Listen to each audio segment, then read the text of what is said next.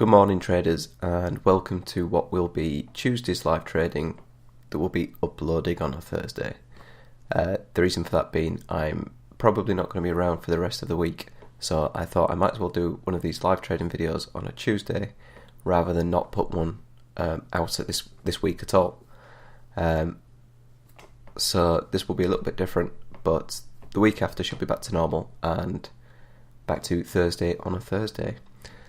So looking at this market this morning then, we've got the main band I'm looking at is this one here at the 7450 level. You can see there's lots of points of confluence in here, so this is looking like a really good band to trade from. Above we've got a little intraday one, and then we've got a 4-hour band a little bit higher at 7500. Below here we've got a little intraday band down here between 7425 and 7420, and then we've got another 4-hour band down just below 7400.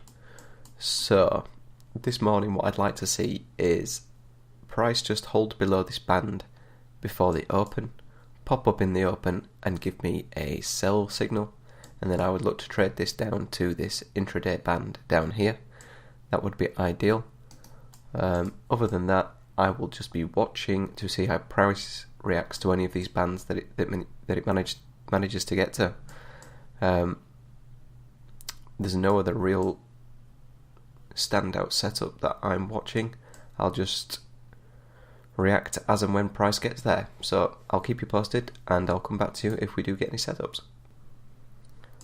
Okay, so we've had a large pin bar for the 8 o'clock open candle, this one that you can see here. So I'm just going to give this trade a go below the low of this candle, which is 40.14, so I want to be in at 40.3. So stopping there.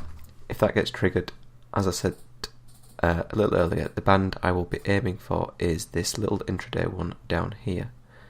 If it doesn't trigger and it starts moving up, then I'll just simply cancel the order. But I will keep my eyes peeled on this and come back and update you when it's moved a little further.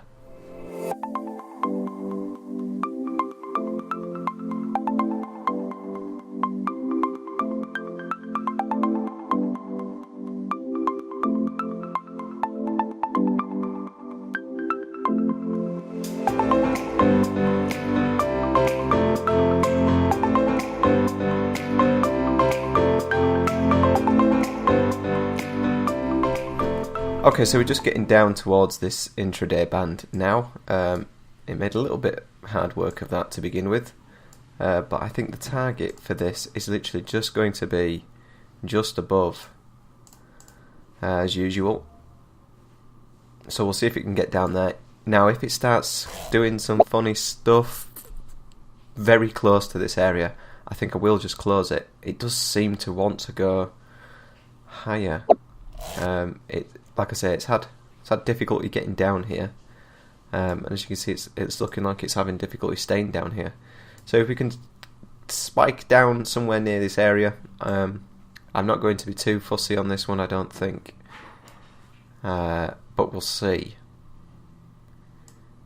Other than that, I don't think if this one wasn't to work, I would still take a short from here.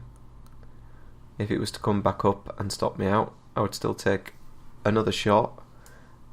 But it has come pretty close already, so let's hope that it pops back down there and we can close this trade out. I'll keep you posted.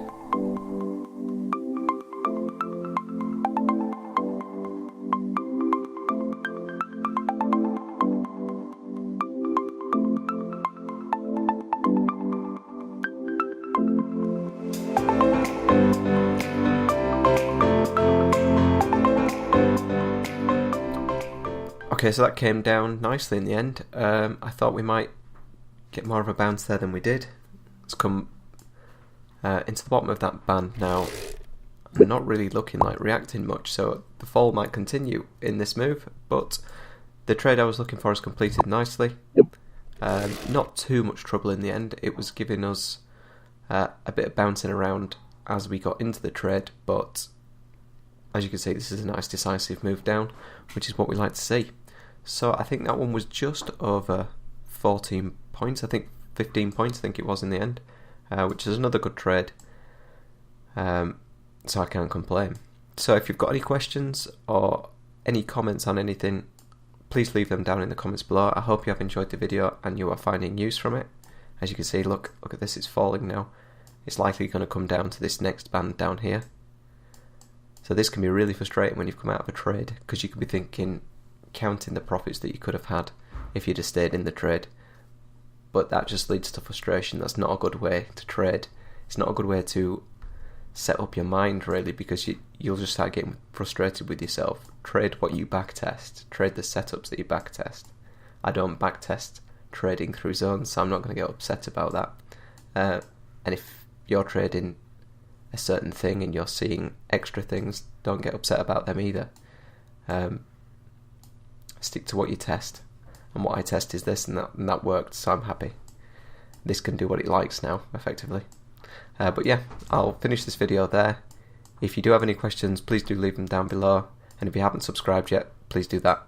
And I'll see you in the next video.